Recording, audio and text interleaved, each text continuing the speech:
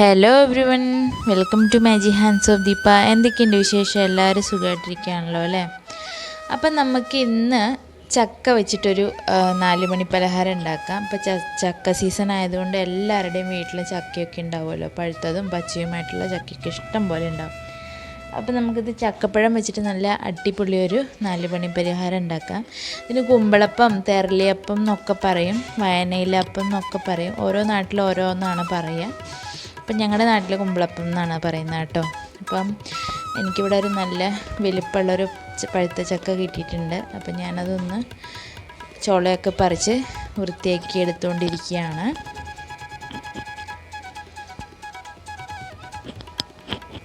അപ്പോൾ നിങ്ങൾക്ക് എൻ്റെ വീഡിയോസൊക്കെ ഇഷ്ടപ്പെടുകയാണെങ്കിൽ എല്ലാവരും ഒന്ന് സബ്സ്ക്രൈബ് ചെയ്ത് സപ്പോർട്ട് ചെയ്താൽ വളരെ സന്തോഷം. അതേപോലെ തന്നെ നിങ്ങളുടെ അഭിപ്രായങ്ങളും നിർദ്ദേശങ്ങളും ഒക്കെ കമൻറ്റ് ബോക്സിൽ ആഡ് ചെയ്യാൻ മറക്കരുത് കേട്ടോ. അപ്പോൾ ഞാൻ ഏകദേശം നമ്മുടെ ചക്കയപ്പത്തിന് വേണ്ടിയിട്ടുള്ള ചക്ക മാത്രം ഞാൻ വൃത്തിയാക്കി എടുക്കുന്നുണ്ട്. ഇനി നമുക്കതിലത്തെ കുരുവൊക്കെ കളഞ്ഞ് ചകിണിയും കളഞ്ഞ് വൃത്തിയാക്കി എടുക്കാം. ഇതിൽ നിങ്ങൾക്ക് ഈ ചക്ക 2-3 തരത്തിൽ ഉപയോഗിക്കാം. അതായത് വേണമെങ്കിൽ നമുക്കിത് മുറിച്ചിട്ടിട്ട് മിക്സിയിലൊരു പേസ്റ്റ് ആക്കിയിട്ട് എടുക്കാം.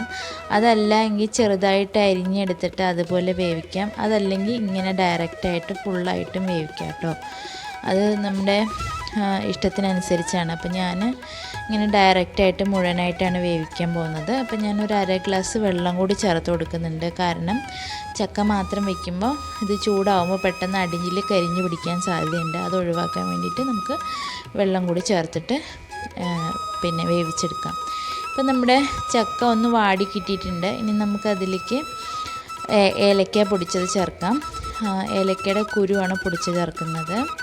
ഒരു പ്രത്യേക മണമാണ് കേട്ടോ. ഇനി നിങ്ങൾക്കതിലേക്ക് വെല്ലം ചേർത്ത് കൊടുക്കാം. അപ്പോൾ ഞാനിതിൽ വെല്ലം അങ്ങനെ തന്നെയാണ് ഇടുന്നത്. അതല്ലെങ്കിൽ നമുക്ക് വെല്ലം പാനിയാക്കി ഉരുക്കിയെടുത്തിട്ട് അത് ഇട്ട് കൊടുക്കാം. പക്ഷേ ഞാനിവിടെ എളുപ്പപ്പണിക്ക് ഇങ്ങനെ ചെയ്യുന്നുള്ളൂ. പക്ഷേ എൻ്റെ വീട്ടിലിങ്ങനെ ചെയ്യുന്നത് കണ്ടിട്ടുണ്ട് കേട്ടോ. ഞാൻ അതുകൊണ്ട് അങ്ങനെ ചെയ്യുന്നുള്ളൂ. അപ്പോൾ സമയത്തിനനുസരിച്ച് ചെയ്യുക. അതായത് സമയം കുറവുള്ളവർക്ക് ഇങ്ങനെയും ചെയ്യാം. അതല്ല ഒത്തിരി സമയമുള്ളവർക്ക് എല്ലാം അരിച്ചെടുത്ത് സെപ്പറേറ്റ് ആക്കിയിട്ട് ചെയ്യാം. അപ്പോൾ നമ്മുടെ ചക്ക ഇവിടെ ഏകദേശം നല്ല പോലെ വെന്ത് കിട്ടിയിട്ടുണ്ട്. അത് വെള്ളമൊക്കെ ഉരുകി പാകത്തിനായിട്ടുണ്ട്. ഇപ്പം നമുക്കിതിൽ കുറച്ച് വെള്ളം പോലെ ഉണ്ടാവും. പക്ഷേ അത് സാരമില്ല, നമ്മൾ അരിപ്പൊടി ഇടുമ്പോൾ ശരിയായിക്കോളും. അപ്പം നമുക്ക് ഇതൊന്ന് തണുത്തതിന് ശേഷമാണ് ഇതിലേക്ക് പിന്നെ തേങ്ങ ഇട്ട് കൊടുക്കുന്നത്. അതിന് മുമ്പ് ഞാനൊരു 1/4 ടീസ്പൂൺ ജീരകം ഇട്ട് കൊടുത്തിട്ടുണ്ട്. ഇനി നമുക്കൊരു 2 കപ്പ് തേങ്ങ ഇട്ട് കൊടുക്കാം. അതിൻ്റെ കൂടെ തന്നെ നല്ല പോലെ വറുത്ത് പൊടിച്ചെടുത്തുള്ള അരിപ്പൊടിയും കൂടി ചേർത്ത് കൊടുക്കാം. പുട്ടുപൊടി വേണമെങ്കിലും ചേർക്കാം കേട്ടോ. പുട്ടുപൊടിയുടെ കൂടെ ഉണ്ടാക്കാം, കുഴപ്പമൊന്നുമില്ല. പിന്നെ നൈസ് പൊടി കുറച്ചും കൂടി ചേർത്താൽ ഒന്നും കൂടി ഉത്തമമായിരിക്കുന്നേ ഉള്ളൂ. പിന്നെ നമുക്ക് ഗോതമ്പ് പൊടി കൊണ്ട് വേണമെങ്കിലും ഇതുണ്ടാക്കാം കേട്ടോ. അരിപ്പൊടിയും കൊണ്ടാണ് ഒന്നും കൂടി ടേസ്റ്റ് ബെറ്ററായിട്ടുണ്ടാവുക. അപ്പം ഞാനിവിടെ 1/2 കിലോയുടെ പാക്കറ്റാണ് ഇട്ട് കൊടുക്കുന്നത് കേട്ടോ. 1/2 കിലോ ഫുൾ എടുത്തിട്ടുണ്ട്. ഇനി നമുക്കിതൊന്ന് നല്ല പോലെ ഒന്ന് ഇളക്കി യോജിപ്പിച്ച് കൊടുക്കാം. അപ്പോൾ നോക്കൂ, നമ്മുടെ ഇതിൽ വെള്ളം ഉണ്ടായിരുന്നൊന്നും അധികം ആയിട്ടില്ലല്ലോ. അത് നമ്മൾ അരിപ്പൊടി എല്ലാം ഇട്ടിട്ട് വരുമ്പോൾ പാകമായിട്ട് കിട്ടും. ഇനി നമുക്കിതിന് ഉപ്പൊക്കെ മധുരമൊക്കെ കറക്റ്റ് ഉണ്ടോ എന്ന് നോക്കി വെക്കാം. അഥവാ മധുരം ഇല്ലാന്ന് തോന്നുകയാണെങ്കിൽ കുറച്ചും കൂടി വെള്ളം നമുക്ക് ഉരുക്കി ഇതിൻ്റെ കൂടെ ചേർക്കാവുന്നതാണ് കേട്ടോ. ഇനി നമുക്ക് ഇല എടുത്തിട്ട് കുമ്പളപ്പം പിടിക്കാൻ തുടങ്ങാം. ഇതിപ്പോൾ ഇല 2 ദിവസമായി കൊണ്ടുവച്ചിട്ട് അതുകൊണ്ട് കുറച്ച് കളറ് പോയിട്ടുണ്ട്. അങ്ങനെയുള്ള ഇലയാണ്. അപ്പോൾ നമുക്കിനി ഇതൊന്ന് നിറച്ച് കൊടുക്കാം. ഓരോ കുമ്പളപ്പം പിടിച്ചെടുക്കാം.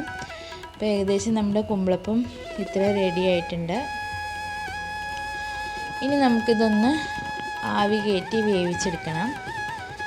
അപ്പോൾ എല്ലാവർക്കും കുട്ടികൾക്കും ഒക്കെ ഇഷ്ടമുള്ള ഒരു പലഹാരമായിരിക്കും. എല്ലാവരും ഉണ്ടാക്കി നോക്കിയിട്ട് അഭിപ്രായങ്ങളൊക്കെ പറയണം കേട്ടോ.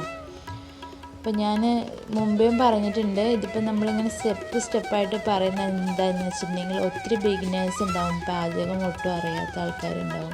അപ്പോൾ അവർക്ക് വേണ്ടിയിട്ടാണ് ഞാനിങ്ങനെ സിമ്പിളായിട്ട് അത് വിശദീകരിച്ച് പറയുന്നത് കേട്ടോ. അപ്പോൾ നമ്മുടെ കുമ്പളപ്പം എല്ലാം റെഡി ആയിട്ടുണ്ട്. ഇനി നമുക്കൊന്ന് ആവിയിൽ വെച്ചിട്ട് നല്ലപോലെ ഒന്ന് വേവിച്ചെടുക്കാം. അപ്പോൾ നമ്മുടെ കുമ്പളപ്പം റെഡി ആയിട്ടുണ്ട്. അപ്പോൾ അത് നിങ്ങൾക്ക് എല്ലാവർക്കും ഇഷ്ടപ്പെട്ടു എന്ന് വിചാരിക്കുകയാണ്. എല്ലാവരും ഉണ്ടാക്കി നോക്കിയിട്ട് അഭിപ്രായങ്ങളൊക്കെ പറയൂ. അപ്പോൾ ഇതിൽ നല്ലൊരു വീഡിയോ ആയിട്ട് നമുക്ക് അടുത്ത എപ്പിസോഡിൽ കാണാം. അതുവരെ എല്ലാവരും സന്തോഷമായിട്ടിരിക്കൂ, ഹാപ്പി ആയിട്ടിരിക്കൂ, ഹെൽത്തി ആയിട്ടുള്ള ഫുഡൊക്കെ കഴിക്കൂ. അപ്പോൾ എൻ്റെ വീഡിയോസ് ഇഷ്ടപ്പെടുകയാണെങ്കിൽ എല്ലാവരും ഒന്ന് സബ്സ്ക്രൈബ് ചെയ്ത് സപ്പോർട്ട് ചെയ്യണം. പിന്നെ എന്തെങ്കിലും നിർദ്ദേശങ്ങളോ അഭിപ്രായങ്ങളോ ഒക്കെ ഉണ്ടെങ്കിൽ ഒന്ന് കമൻറ്റ് ബോക്സിൽ രേഖപ്പെടുത്താൻ മറക്കരുത് കേട്ടോ. Thank you for watching.